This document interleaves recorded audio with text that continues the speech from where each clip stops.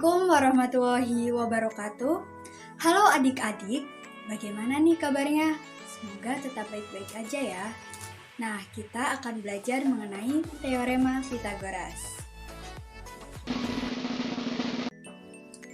Teorema Pythagoras adalah materi yang adik-adik pelajari saat kelas 8 semester 2. Bisa dilihat KD-nya di samping. Nah, jadi kita akan belajar mengenai pembuktian kebenaran teorema Pythagoras dan triple Pythagoras. Selain itu, kita juga akan belajar mengenai permasalahan yang berkaitan dengan kehidupan sehari-hari yang berkenaan dengan teorema Pythagoras. Kalian tahu tidak, teorema Pythagoras ditemukan oleh Pythagoras. Ia lahir di Samos, Ionia, Yunani Selatan dan hidup pada masa 582 sebelum Masehi hingga 496 sebelum Masehi. Yang unik dari kisah Pythagoras itu adalah ternyata rumus tersebut sudah ada dan berkembang dalam kehidupan masyarakat bahkan sebelum Pythagoras lahir. Akan tetapi, rumus tersebut belum dibuktikan kebenarannya.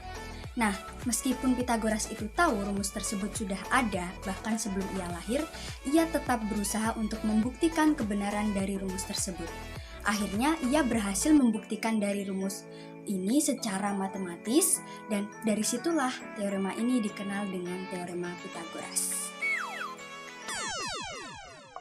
Nah, yang dapat kita pelajari dari kisah Pythagoras itu adalah kita harus memiliki rasa ingin tahu yang tinggi agar kita benar-benar paham dari apa yang ingin kita ketahui.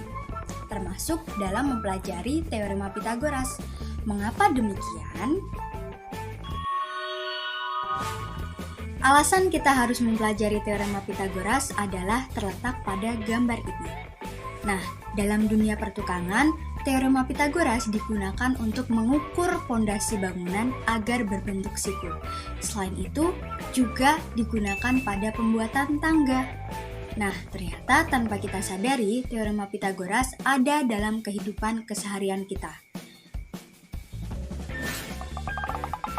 Lantas, bagaimana cara membuktikan kebenaran dari teorema Pythagoras?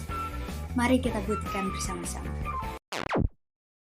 Dalam membuktikan kebenaran teorema Pythagoras, kita membutuhkan 3 persegi, yakni persegi yang pertama, kedua, dan ketiga. Dengan masing-masing sisinya adalah 3, 4, dan 5. Sehingga masing-masing luasnya itu adalah 9, 16, dan 25. Terus kita apakan ketiga persegi tersebut? Nah, ketiga persegi tersebut kita susun sedemikian rupa sehingga bentuk bangun yang ada di antara ketiga persegi tersebut berbentuk segitiga siku-siku. Nah, kita misalkan sisi-sisi dari segitiga siku-siku tersebut adalah sisi A, B, dan C. Kita pindahkan sisi persegi yang pertama ke persegi yang ketiga dan kita pindahkan persegi yang kedua ke persegi yang ketiga. Ternyata luas persegi yang pertama ditambah dengan luas persegi yang kedua adalah sama dengan luas persegi yang ketiga. Nah, kita ingat kembali bahwa nilai A kuadrat itu adalah 9, B kuadrat adalah 16, dan C kuadrat adalah 25. Kira-kira apa hubungan antara ketiganya? Nah, hubungan di antara ketiga hal tersebut itu adalah ternyata nilai C kuadrat itu adalah sama dengan A kuadrat ditambah B kuadrat, sehingga 25 sama dengan 9 ditambah 16. Nah, dapat kita simpulkan bahwa teorema Pythagoras itu adalah teorema yang ada pada segitiga siku-siku di mana nilai C kuadrat adalah sama dengan A kuadrat ditambah B kuadrat. Nah, dari situ kita juga dapat mencari nilai A kuadrat dan B kuadratnya. Nah, nilai A kuadrat sama dengan C kuadrat dikurangi B kuadrat dan nilai B kuadrat sama dengan C kuadrat dikurangi A kuadrat.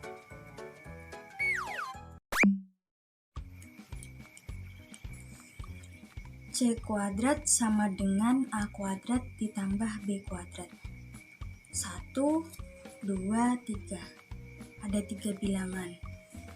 Oh, itu jadi alasannya mengapa dinamakan triple Pythagoras. Terus, bagaimana cara menemukan triple Pythagoras?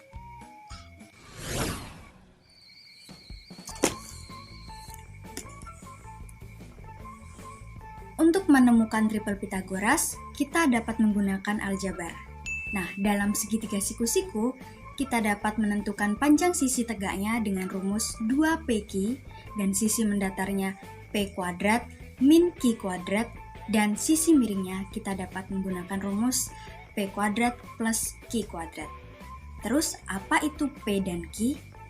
P dan q itu adalah bilangan asli di mana p harus lebih besar daripada q.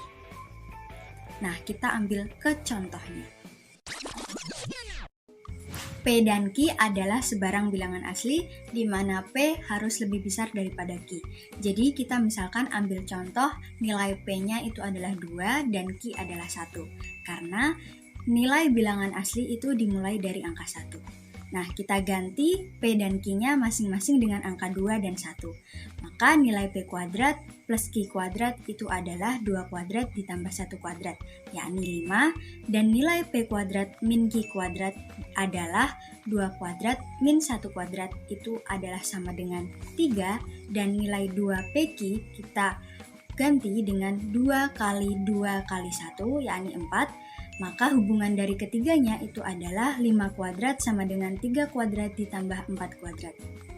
Dan triple Pitagorasnya itu adalah angka 5, 3, dan 4. Nah, kita ambil angka lain, misalkan nilai P-nya itu adalah 3 dan Q itu adalah 1. Maka nilai P kuadrat plus Q kuadrat itu adalah 3 kuadrat ditambah 1 kuadrat hasilnya 10, dan nilai P kuadrat min Q kuadrat adalah 3 kuadrat min 1 kuadrat yakni 8, dan nilai 2PQ adalah 2 kali 3 kali 1 hasilnya 6.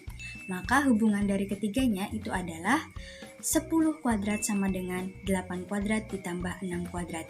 Jadi angka dari triple Pitagorasnya itu adalah 10, 8, dan 6. Dan seterusnya. Begitu pula dengan angka-angka P dan Q yang lain. Kita misalkan P-nya itu adalah 4, maka nilai Q yang memungkinkan itu adalah di bawahnya. Di bawahnya 4 itu adalah 3, 2, dan 1. Kalau misalkan kita ambil nilai P-nya itu 5, maka nilai Q yang memungkinkan itu adalah semua nilai bilangan asli yang ada di bawah angka 5, yakni 4, 3, 2, dan 1.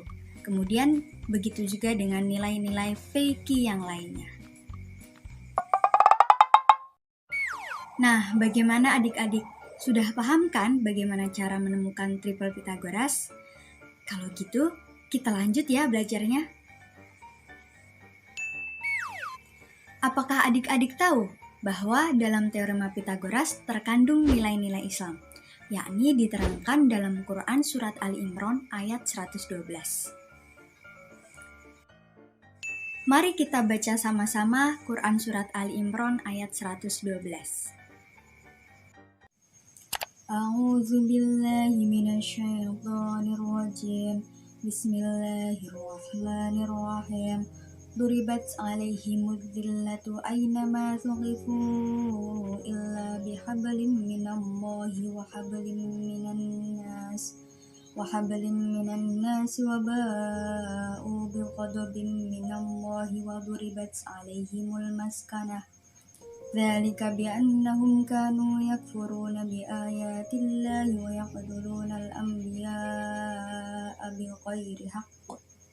Dzalika bima 'asaw wa kanu ya'tadun. Yang artinya, mereka diliputi kehinaan di mana saja mereka berada, kecuali jika mereka berpegang pada tali agama Allah dan tali perjanjian dengan manusia.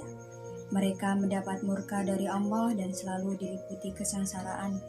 Yang demikian itu karena mereka mengingkari ayat-ayat Allah dan membunuh para nabi tanpa hak alasan yang benar.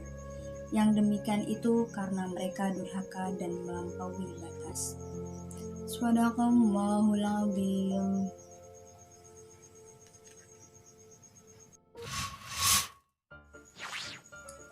Dalam Quran Surat Ali Imran ayat 112 menjelaskan bahwa kita manusia senantiasa diliputi kehinaan dimanapun kita berada, kecuali jika kita berpegang pada agama Allah dan berbuat baik kepada sesama manusia. Hal ini berkaitan dengan konsep teorema Pitagoras. Dalam sebuah segitiga siku-siku, sisi tegaknya merupakan simbol antara hubungan manusia dengan Allah atau dikenal dengan hablum minallah, dan sisi mendatarnya merupakan simbol antara manusia dengan manusia yang lainnya. Nah, apabila kita memiliki hubungan keduanya, maka kita akan terhindar dari kehinaan dan kita akan mendapatkan keberhasilan atau kesuksesan. Nah, dalam teorema Pitagoras ini, nilai Islam yang terkandung adalah apabila hubungan kita dengan Allah dan hubungan kita kepada manusia lainnya itu semakin baik atau semakin besar, maka kesuksesan yang kita dapatkan akan semakin besar pula. Hal ini dibuktikan dengan triple Pitagoras.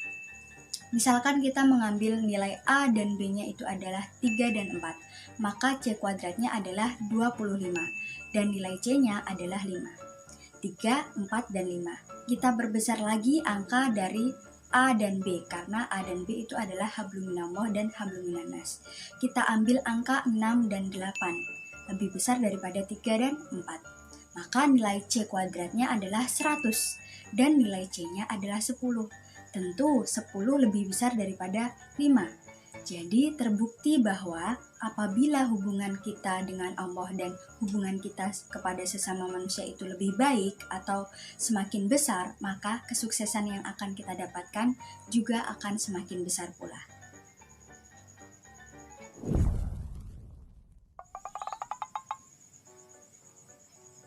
Tadi kalau nggak salah dijelasin teorema Pitagoras itu berkaitan dalam keseharian kita.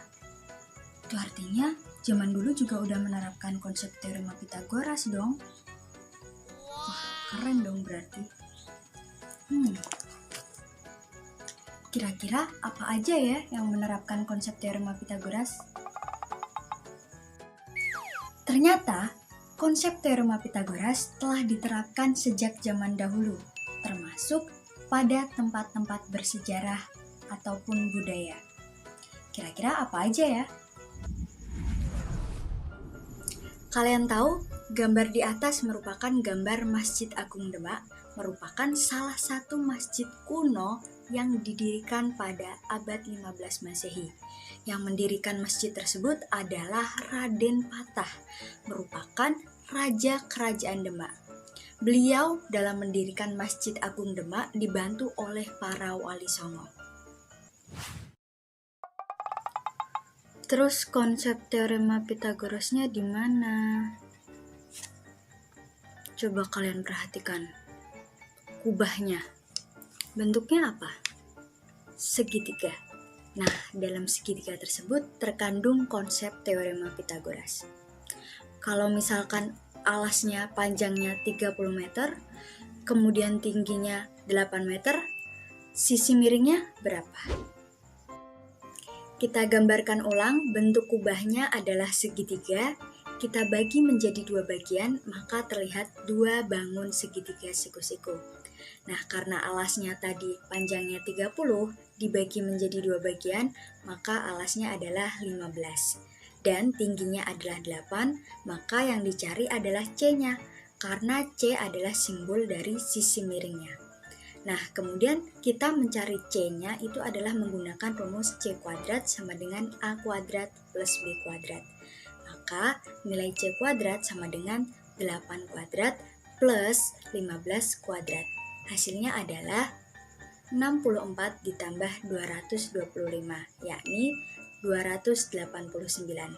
Nah, karena C kuadrat itu adalah 289, maka kita mencari C-nya adalah dengan diakarkan.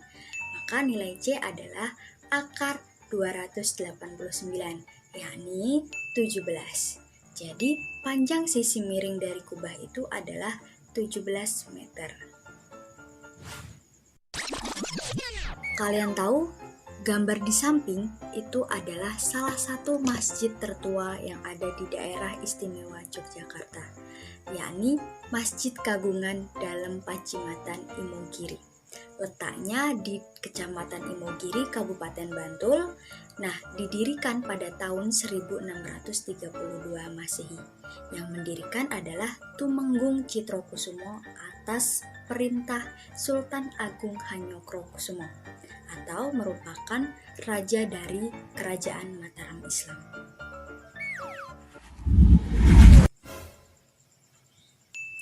Oh, aku tahu. Pasti kubahnya juga menerapkan teorema Pitagoras kan? Iya kan? Oke adik-adik, pada kubah Masjid Pajimatan Imogiri juga menerapkan konsep teorema Pitagoras. Akan tetapi, coba lihat pada bagian bawah bangunan tersebut. Terdapat sebuah tangga. Nah, pada tangga itu juga menerapkan konsep teorema Pitagoras. Kira-kira bagaimana cara menghitungnya apabila panjang sisi miring dari tangga tersebut adalah 260 cm dan tinggi dari tangga itu adalah 100 cm?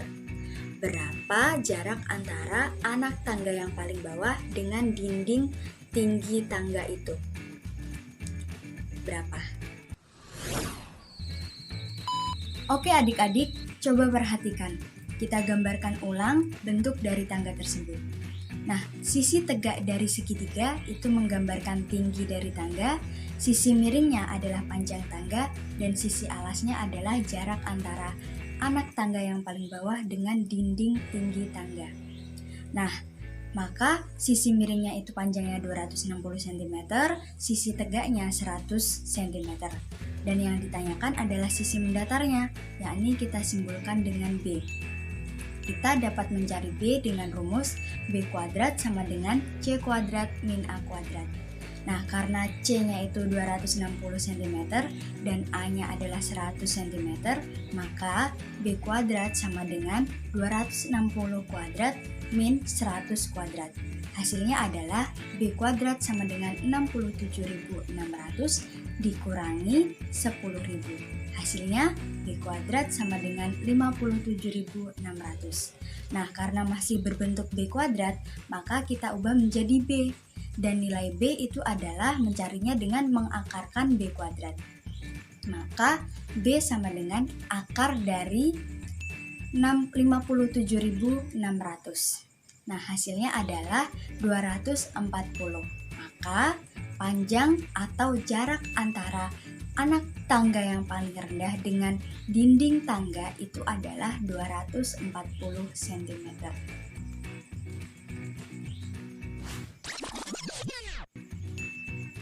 Nah, ada pertanyaan buat adik-adik. Apakah kalian pernah merasa kesal karena harus menempuh perjalanan yang lebih panjang dari suatu tempat menuju ke tempat yang lain karena tidak ada akses yang langsung menuju ke tempat tujuan? Padahal apabila ada akses langsung, maka akan lebih menghemat perjalanan. Nah, hal ini juga berkaitan dengan konsep teorema Pitagoras. Coba perhatikan gambar denah di samping. Nah, Pak Tohar ingin pergi ke tol Bekasi Barat. Ia berkendara dari dealer Kawasaki dan mampir ke pom bensin. Kemudian setelah itu baru menuju ke tol Bekasi Barat. Nah, padahal kan dari dealer Kawasaki bisa langsung ke tol Bekasi Barat. Nah, karena tidak ada akses jalan, maka terpaksa harus melalui jalur yang ada. Nah, apabila dari dealer Kawasaki ke pom bensin jaraknya 30 km, kemudian dari pom bensin ke tol Bekasi Barat itu 16 km, kalau ditarik garis lurus dari dealer Kawasaki ke tol Bekasi Barat, berapa ya panjangnya? Jaraknya berapa ya? Nah, kita perhatikan ulang denahnya. Jarak antara dealer Kawasaki ke pom bensin adalah 30 km dan jarak antara pom bensin ke tol Bekasi Barat adalah 16 km. Nah, kita gambarkan pada bangun segitiga siku-siku, maka yang dicari adalah sisi miringnya, yakni sisi C-nya. Jadi kita dapat menentukan C-nya adalah dengan rumus C kuadrat sama dengan A kuadrat plus B kuadrat. Di sini A kuadratnya 30 kuadrat dan B kuadratnya adalah 16 kuadrat. Maka nilai C kuadrat sama dengan 900 ditambah 256. Hasilnya adalah C kuadrat sama dengan 1156. Nah, untuk mencari C-nya maka diakarkan C kuadratnya. Jadi C sama dengan akar 1156. Hasilnya adalah 34.